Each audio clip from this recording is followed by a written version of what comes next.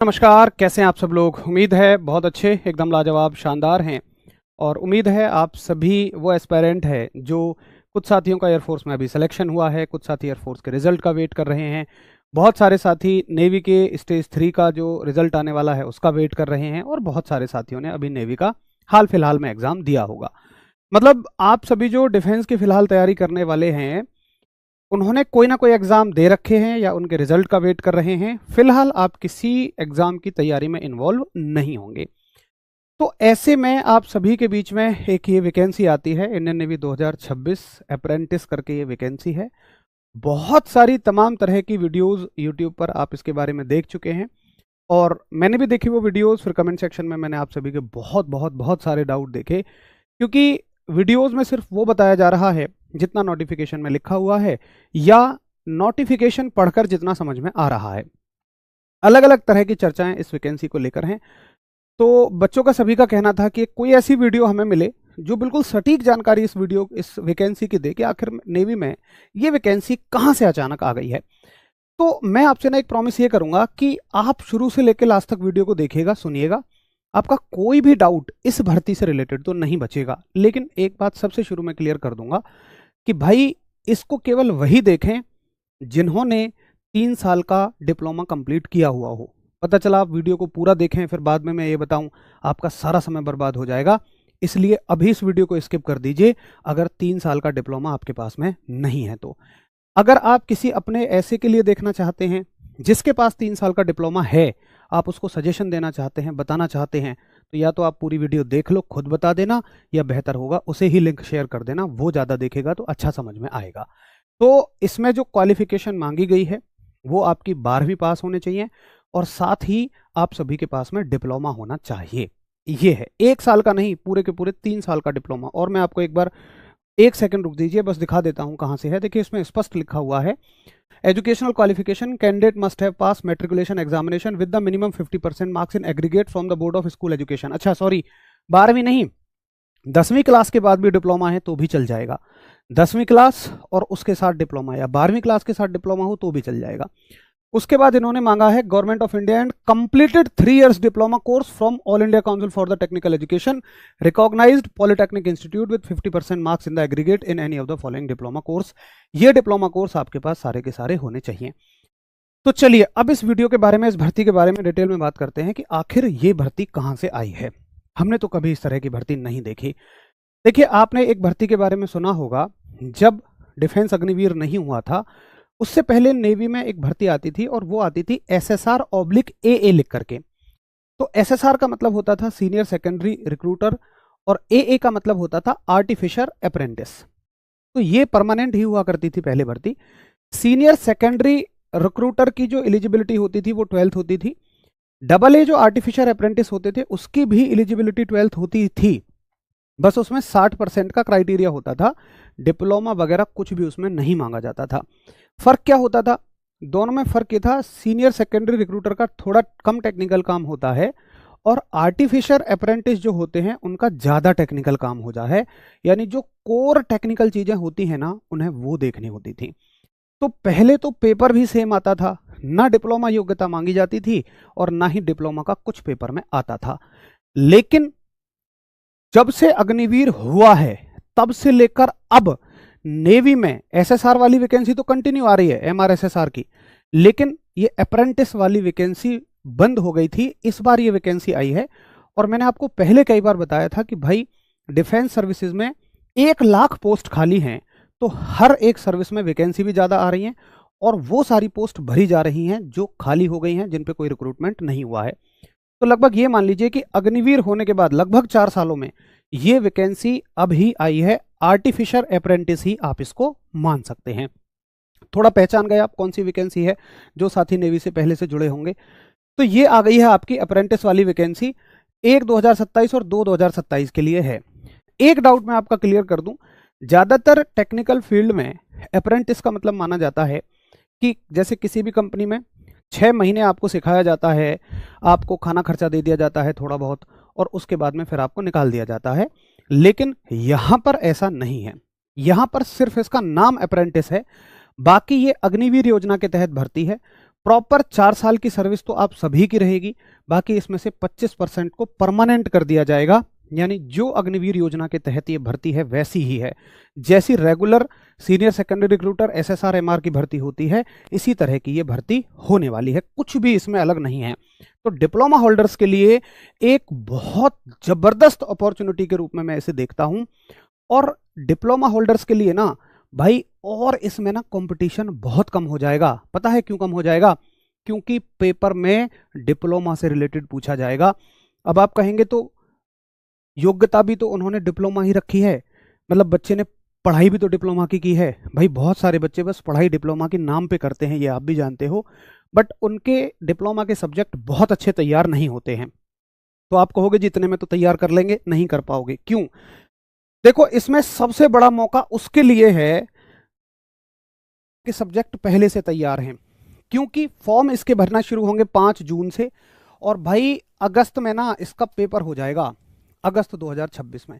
जून से इसके फॉर्म शुरू होंगे और अगस्त में इसका पेपर हो जाएगा। तो कितने महीने बचे आपके? अगर आप अगस्त मिड भी मानोगे तो लगभग 2.5 महीने केवल बचेंगे। और आप जानते हैं 2.5 महीने में पूरी इंजीनियरिंग की तैयारी कर पाना बिल्कुल नए सिरे से तो असंभव ही है। इसलिए मैं रिकमेंड करूंगा उन बच्चों को जिन्होंने थोड़ी बहुत तैयारी अपनी पहले से डिप्लोमा वाले सब्जेक्ट की कर रखी है, वो ही इस भर्ती में आगे बढ़ें। बाकी खुद को आजमाने के लिए जो फ्रेशर है, जिसने केवल डिप्लोमा कंप्लीट किया है या बस पढ़ाई करके छोड़ दी थी डिप्लोमा की, कभी उससे रिलेटेड कुछ देखा नहीं, तैयारी नहीं करी, तो भाई फिर वो तो अपने रिस्क एंड कॉस्ट पे ही भरना।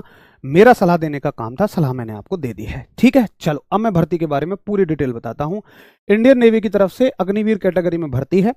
4 साल के लिए शुरुआत में आप लिए जाओगे और बाकी 4 साल के बाद में 25% को परमानेंट कर दिया जाएगा। बाकी सभी अग्निवीर के तहत बाहर आ जाएंगे। लेकिन अग्निवीर के लिए सरकार ने पूरी ताकत लगा रखी है कि बाहर आकर वो खाली ना घूमे, तो बहुत भयंकर कोटा आपको दे रखा है।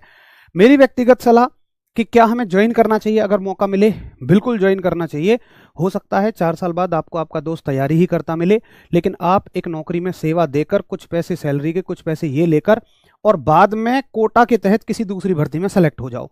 क्योंकि देखो, अग्निवीरों को कोटा मिल रहा है हर जगह, तो टेक्निकल भर्ती में भी कोटा मिलेगा, और टेक्निकल भर्ती में बच्चे बहुत ज़्यादा नहीं होते हैं, ऑलरेडी बच्चे कम होते हैं, तो आपका कोटा लग के और अच्छे चांस बन जाएंगे 4 साल के बाद में।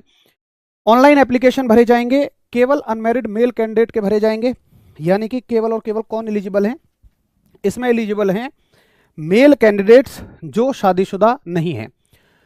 इनटेक से कंफ्यूज मत होना, 1/27 2/27 क्या लिखा हुआ है, नेवी ऐसे ही एग्जाम लेती है। अगली साल की भर्ती वो इसी साल से कराने लगते हैं। यानी कि 1/27 का मतलब उनका ये है कि वो जब आपको ज्वाइनिंग पे भेजेंगे तब तक 2027 की शुरुआत हो चुकी होगी। और आपको और अच्छी बात मैं बता दूं, एक बार फॉर्म भरोगे और 2 बार की भर्ती के लिए आपको चांस मिलेगा। डिफेंस का रूल होता है कि एक भर्ती साल में 2 बार आती है, तो पहले ये दोनों बार अलग अलग पेपर कराते थे, बट अब क्या कराते हैं, ये जैसे सारे बच्चों का एक प्री करा लेते हैं, फिर उस प्री में जो पास होते हैं उनके 2 बार मेंस कराते हैं। यानी एक बार मेंस कराएंगे, अभी मैं आपको बता दूं कौन से महीने में कराएंगे, अगर बात चल ही गई है तो। देखिए, फॉर्म भर जाएंगे जैसे आपके 5 जून को, तो एक तरह से आपका प्री होगा, और प्री होगा आप सभी का, ये मान लीजिए अगस्त में। ठीक है, अगस्त में जिनका प्री हो जाएगा, फिर उनका रिजल्ट आ जाएगा अगस्त के लास्ट में उसी महीने। और मेंस जो होगा, पहला मेंस जो आपका होगा वो होगा आपका, ये मान लीजिए अक्टूबर में। ठीक है, अगस्त के बाद अक्टूबर में हो जाएगा। इसमें जो बच्चे सेलेक्ट हो जाएंगे ठीक है, जो बच्चे इसमें सेलेक्ट नहीं होंगे उनको फिर से एक मौका मिलेगा। यहां से भी देखो, अगला मौका इनमें से कुछ बच्चों को मिलेगा जो यहां कुछ रह जाएंगे, और जो मेंस में बाहर हो जाएंगे उनको तो मौका मिलना ही मिलना है, और फिर से दोबारा आपको पेपर देने का मौका मिलेगा मार्च 2027 में। यानी देखो, अगर भाई आपके सब्जेक्ट थोड़े से भी तैयार है ना अभी, तो आप इसका फॉर्म भर दीजिए, और मेरे कहने से सिर्फ पेपर देकर आना, आप याद ही करोगे मैंने कोई सलाह दी थी। क्योंकि ये जो है ना, ये क्वालिफाइंग रहेगा, इसके आधार पे मेरिट नहीं बनती है। जो आपका अगस्त में पेपर रहेगा, इसके आधार पे मेरिट नहीं बनेगी, और इसमें बहुत सारे बच्चे ले लिए जाएंगे। आपकी जो मेरिट बनेगी सेकंड स्टेज में बनेगी। सेकंड स्टेज में क्या क्या होगा अभी मैं आपको बताऊंगा, और सेकंड स्टेज होने वाली है आपकी अक्टूबर 2028 में। तो जून जुलाई अगस्त सितंबर 3 महीने हैं आपके पास में, 3 महीने में आराम से आप इसकी तैयारी कर लोगे। उसके बाद अगर आप यहां भी रह जाते हो, फिर से आपको एक बार और दूसरे इनटेक के लिए मौका मिलेगा एग्जाम देने का मार्च 2027 में। मतलब अगर एक बच्चा अभी ये सोचे कि मेरी थोड़ी सी तैयारी है, कैसे भी करके मैं ये वाला एग्जाम तो निकाल लूंगा अगस्त वाला, और ये तो बस मुझे पास ही तो करना है, फिर मैं बहुत मेहनत करूंगा और मैं तो चलो मार्च का टारगेट लेके रख रहा हूं, तो भाई मार्च में आपका सिलेक्शन हो ही जाएगा। और आप याद करोगे कि हाँ, किसी ने इस तरह की कोई सलाह दी थी। हालांकि देखिए, मैं उन बच्चों को तो बिल्कुल मना करूंगा जिनको लगता है कि यार बिल्कुल मैंने कभी डिप्लोमा नहीं पढ़ा, तो बट अगर आपको लगता है कि भाई मैंने डिप्लोमा में थोड़ा थोड़ा सा पढ़ा है, तो भाई फिर तो इस भर्ती में आप जरूर चले जाइए। ठीक है, अच्छा आगे देखिएगा कौन कौन सी ब्रांच वाले बच्चे जा सकते हैं। देखिए, इसमें दो तरह की ब्रांच ली है उन्होंने। एक तो इलेक्ट्रिकल को अलग बना दिया है। इलेक्ट्रिकल में कौन कौन सी ब्रांच है? इलेक्ट्रिकल है, इलेक्ट्रॉनिक्स कम्युनिकेशन है, इंस्ट्रूमेंटेशन टेक्नोलॉजी है, इलेक्ट्रॉनिक्स है, इलेक्ट्रिकल एंड इलेक्ट्रॉनिक्स है, electronics instrumentation and control engineering है। एक बना दी उन्होंने इंजीनियरिंग कह के। इंजीनियरिंग में सारी बाकी ब्रांच उन्होंने ठूंस दी हैं। कौन कौन है? मरीन इंजीनियरिंग एंड सिस्टम है, मैकेनिकल वाले हैं, प्रोडक्शन या ऑटोमोबाइल वाले हैं, RAC refrigeration and air conditioning वाले हैं, रिपेयर एंड मेंटेनेंस वाले हैं, पावर प्लांट इंजीनियरिंग वाले हैं, इंडस्ट्रियल प्रोडक्शन वाले हैं, मेंटेनेंस वाले हैं, मशीन वाले हैं, मैन्युफैक्चरिंग टेक्नोलॉजी वाले हैं, मैकाट्रॉनिक्स वाले हैं, मेटलर्जी वाले हैं, इंस्ट्रूमेंटेशन वाले हैं, electronics instrumentation and control engineering. ITI नहीं चलेगी, स्पष्ट बोला हुआ है। कंप्लीट होना चाहिए 3 साल का डिप्लोमा, डिप्लोमा होना चाहिए, कंप्लीट होना चाहिए, 3 साल का होना चाहिए। ठीक है, और ये केवल आपके पास ब्रांच होनी चाहिए। आईटी वाले बच्चे, सीएस वाले बच्चे, केमिकल इंजीनियरिंग वाले बच्चे फॉर्म नहीं भर सकते हैं। ठीक है, आईटीआई वाले, बीएससी कुछ नहीं चलेगा, कोई आईटीआई बीएससी नहीं। मैंने शुरुआत में ही इसलिए ये बात बता दी थी, केवल और केवल कंप्लीटेड 3 इयर्स डिप्लोमा, और वो भी स्पेशली इन ब्रांच में। बहुत सारे फिल्टर ऑलरेडी लग चुके हैं, बहुत ना के बराबर इसमें कंपटीशन रहेगा बाकी भर्तियों की तुलना में, और वैकेंसी आने के अच्छे खासे चांस हैं। देखिए, पहले जब ये होती थी ना तो 600 वैकेंसी इसकी होती थी, बट अभी 4 साल से तो भर्ती इसकी हुई नहीं है और अच्छी खासी संख्या में वैकेंसी खाली है। तो मैं कोई बहुत ठोस बात तो नहीं कहूंगा, लेकिन फिर भी वैकेंसी इसमें ठीक ठाक रहेंगी। ठीक है, अच्छा जी, अब देखिए आपकी एज लिमिट क्या होनी चाहिए। इसमें एज लिमिट होनी चाहिए, आप बहुत ज्यादा कंफ्यूज मत होइए, सिंपल समझिए, 1 दिसंबर 2004 से लेकर 31 अक्टूबर 2009, ये एज लिमिट होनी चाहिए। लेकिन देखिए, इसमें शॉर्ट लिस्टिंग होगी पहले इनटेक के लिए और दूसरे इनटेक के लिए। पहले इनटेक के लिए हर उस बच्चे की शॉर्ट लिस्टिंग हो जाएगी जिसकी उम्र सीमा 1 दिसंबर 2004 से 31 मई 2009 होगी। दूसरे इनटेक में उसकी शॉर्ट लिस्टिंग होगी जिसकी उम्र सीमा 1 मई 2005 से 31 अक्टूबर 2009 होगी। अगर आप नहीं समझ पा रहे हैं इस बात को, तो सिर्फ ये समझिए कि आपकी एज लिमिट अगर 1 दिसंबर 2004 से लेकर 31 अक्टूबर 2009 है, तो आप इस भर्ती का फॉर्म भर सकते हैं। ठीक है, 31 अक्टूबर 2009, हाँ ठीक है, 31 अक्टूबर 2009 और इधर 1 दिसंबर 2004। ठीक है, आप फॉर्म भर सकते हैं। तो ये इसमें स्पष्ट लिखा हुआ है कि भाई मोटा मोटी ये देख लो कि 1 दिसंबर 2004 से 31 अक्टूबर 2009 अगर आपकी एज लिमिट आ रही है तो आप इस भर्ती के लिए जरूर फॉर्म भर दीजिएगा। आगे चलिए, अनमैरिड आप होने ही चाहिए, स्पष्ट इसमें लिखा हुआ है। ये अग्निवीर का इसमें बताया हुआ है कि हाँ 4 साल के लिए आप अग्निवीर रहेंगे और बाकी 25% को परमानेंट कर दिया जाएगा, और बाकी जो 75% है ना, जब आप आओगे तो आपके लिए भी बहुत सारा कोटा ऑलरेडी गवर्नमेंट कर रही है, और टेक्निकल फील्ड है तो इसमें तो बहुत जल्दी हो जाएगा। फॉर्म इसके आने शुरू होंगे 5 जून से। ये एम्प्लॉयमेंट न्यूज़ की कटिंग है, ऑफिशियल वेबसाइट पे अभी नहीं आया है, ऑफिशियल वेबसाइट पे आ जाएगा। 5 जून से इसके फॉर्म शुरू होंगे, और इसका पहला आप मान के चलिए, बाकी सब कुछ छोड़िए, और पहला आपको एग्जाम देना होगा इसका अगस्त में। अगस्त एंड इन्होंने लिखा हुआ है, तो जून जुलाई अगस्त ये मान के चलिए, अच्छा सॉरी अगस्त 28 अगस्त लिखा हुआ है, तो जून जुलाई अगस्त लगभग 2.5 महीना आप मान के चलिए आपके पास इस पेपर की तैयारी के लिए है। आगे आ जाइए, स्टेज 1 में क्या क्या होगा। स्टेज 1 में 100 क्वेश्चन आएंगे, हर क्वेश्चन 1 नंबर का होगा, हिंदी इंग्लिश दोनों भाषाओं में पेपर आएगा। 4 सेक्शन होंगे, 4 सेक्शन है तो हर एक सेक्शन में 25 क्वेश्चन होंगे। कौन कौन से क्वेश्चन होंगे? इंग्लिश और जीएस के 25 क्वेश्चन होंगे, साइंस के 25 क्वेश्चन होंगे, मैथमेटिक्स के 25 क्वेश्चन होंगे। भैया इंग्लिश और जीएस कैसी होगी? जो सिंपल होती है जनरल कंपटीशन की। साइंस कैसी होगी? साइंस आपकी 9th और 10th लेवल वाली होगी। मैथमेटिक्स आपका होगा इसमें, एक बार ना अभी इसका कोई सिलेबस बहुत डिटेल में कहीं भी अवेलेबल नहीं है, तो हो सकता है हाँ इसमें जो मैथमेटिक्स आपका रहेगा वो नॉन टेक वाला ही रहेगा, क्योंकि 10th प्लस ITI है। देखिए अभी ये भर्ती ऑफिशियली नेवी की वेबसाइट पे नहीं है, ये एम्प्लॉयमेंट न्यूज़ की कटिंग है। जैसे ही आ जाएगी तो सिलेबस भी अपलोड करते हैं, नेवी वाले हर एक भर्ती का सिलेबस देते हैं। तो एक बार मैं फिर से आऊँगा, तो 5 तारीख, आज कितनी होगी, 4 है ही, कल तक का और 3 है, आज परसों तक का वेट कर लो, परसों में फिर से एक बार आऊँगा और सिलेबस में आपको डिटेल में बता रहा हूँ। बाकी अभी चांसेस यही हैं कि मैथमेटिक्स जो होगा जनरल कॉम्पिटिशन वाला मैथमेटिक्स इसमें रहेगा। आगे आप देखिए, और भाई ये जो इन्होंने लगा दिया ना डिप्लोमा ट्रेड स्पेसिफिक, 25 क्वेश्चन जहां तक मुझे लगता है, हो सकता है इसका वेटेज ज्यादा भी कर दें, हो सकता है इसके 50 ही क्वेश्चन रख दें, बाकी सबके 50 इसके 50, या हो सकता है 4 सेक्शन लिखा है तो 25 ही रखें। लेकिन यहां की बात खराब हो रही है, यहाँ के उन बच्चों की बात खराब हो रही है जिनका मैथ्स, इंग्लिश, GS, साइंस सब मजबूत है, लेकिन डिप्लोमा की ट्रेड की उनकी तैयारी नहीं है। तो डिप्लोमा की ट्रेड की अगर आपकी तैयारी होती तो भाई ये बहुत बेहतरीन भर्ती होती, ये 1 नंबर और शानदार भर्ती होती। और अभी ये 1 नंबर और बेहतरीन शानदार उनके लिए है जिनकी ना डिप्लोमा की थोड़ी सी भी तैयारी है, क्योंकि भाई यहाँ पे तो लेगा सिलेक्शन आपका डिप्लोमा वाले क्वेश्चंस पे, क्योंकि वो बच्चा डिप्लोमा के क्वेश्चन नहीं कर पाएगा जिसने तैयारी बिल्कुल भी नहीं करी है, और जिसने थोड़ी सी भी कर रखी है वो बाजी इसमें मार जाएगा।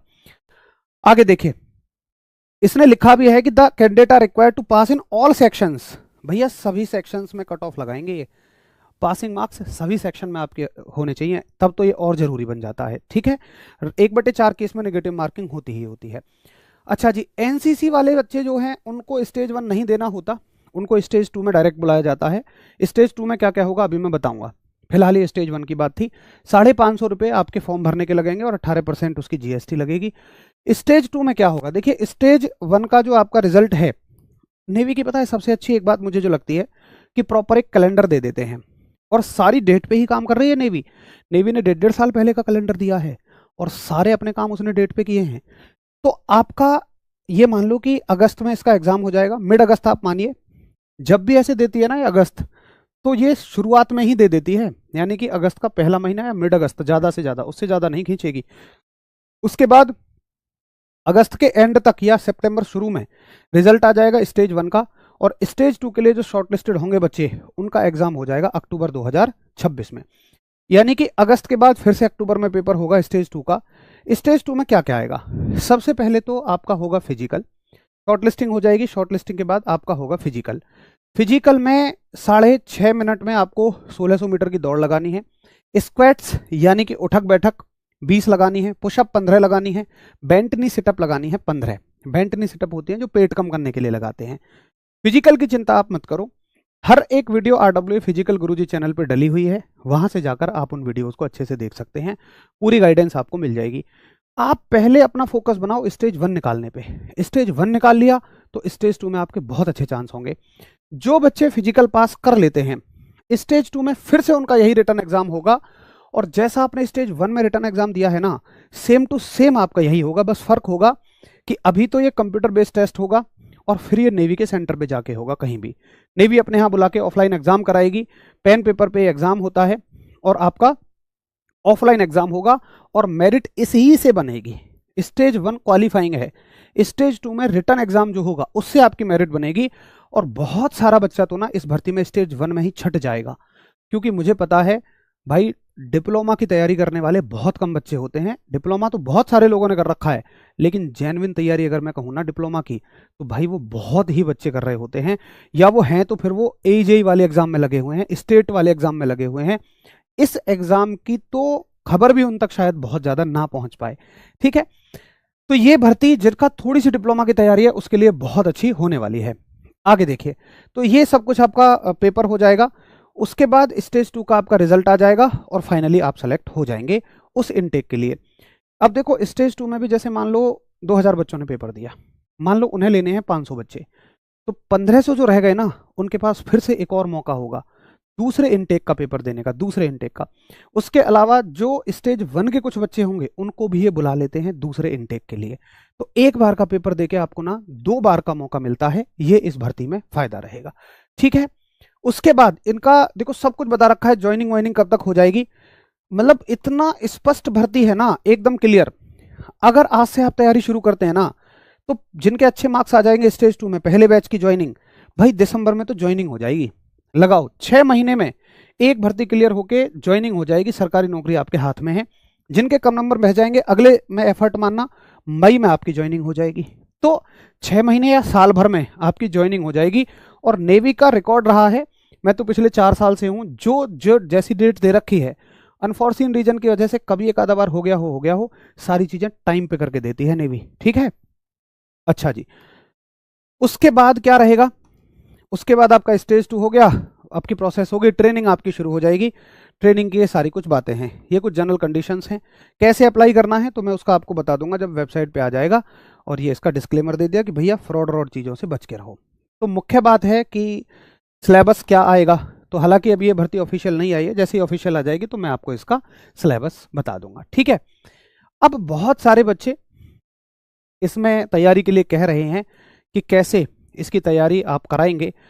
तो देखिए भाई, मुझे 2 महीने में इंग्लिश और जीएस की तैयारी कराने में कोई दिक्कत नहीं है, मैं बहुत अच्छी तैयारी आपकी करा दूंगा।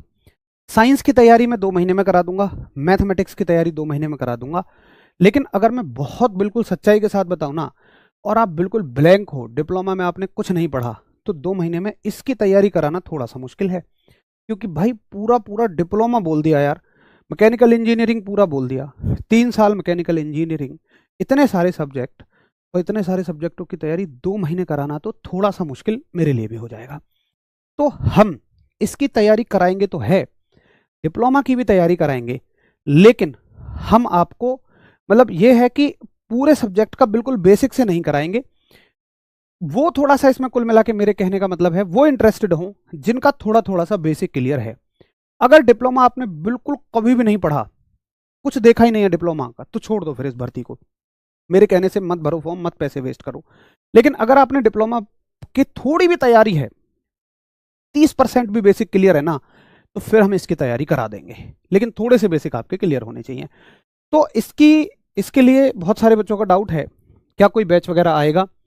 तो भाई जो बच्चा देखो तैयारी करना चाहता है, जो ये कह रहा है जी मेरा डिप्लोमा के बेसिक क्लियर हैं, बहुत सारे बच्चे तो मुझे पता है इसमें ऐसे आएंगे जो इंजीनियरिंग के एग्जाम की तैयारी कर रहे हैं और उनका डिप्लोमा तो बहुत मजबूत है, बस उनका ये कमजोर है जनरल साइंस, इंग्लिश, मैथमेटिक्स, तो वो ये पढ़ने के लिए बैच लेना चाहेंगे।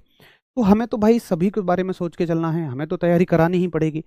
तो बैच हम लेके आएंगे, लेकिन मैं स्पष्ट बोल रहा हूं कि बैच केवल वही परचेज करना भाई जिनके डिप्लोमा के बेसिक थोड़े थोड़े से क्लियर हों। और बैच लाने में कोई बहुत ज़्यादा देरी नहीं करेंगे। एक बच्चे का सवाल है कितने कब लेके आएंगे, तो कल जैसे ही इसका ऑफिशियल एक बार थोड़ा सिलेबस आ जाए, ऑफिशियल सिलेबस देखने के बाद में हम इसका बैच 1-2 दिन में जल्दी ही लॉन्च कर रहे होंगे और बहुत जल्द ही उसकी क्लास चला रहे होंगे। बाकी आप सभी बता दीजिए कि क्या आप सभी के इसमें विचार हैं। बार बार बच्चों का कमेंट यही है कि क्या RWA का कोई बैच आएगा, तो मेरा कहना है हाँ। कब आएगा? ये आएगा जैसे ही कल या परसों में ये वेबसाइट पे ऑफिशियली आ जाता है, इसका सिलेबस आ जाता है, तो तुरंत हम लोग बैच के साथ में आपकी तैयारी कराएंगे। ठीक है, चलिए, बाकी उम्मीद है आप मेरी बातों को समझ गए होंगे। और कोई आपके कैसे भी डाउट हैं तो इस वीडियो में आप एक बार शुरू से लास्ट तक देख लीजिए, सब कुछ आपका क्लियर हो जाएगा। ठीक है, अच्छा।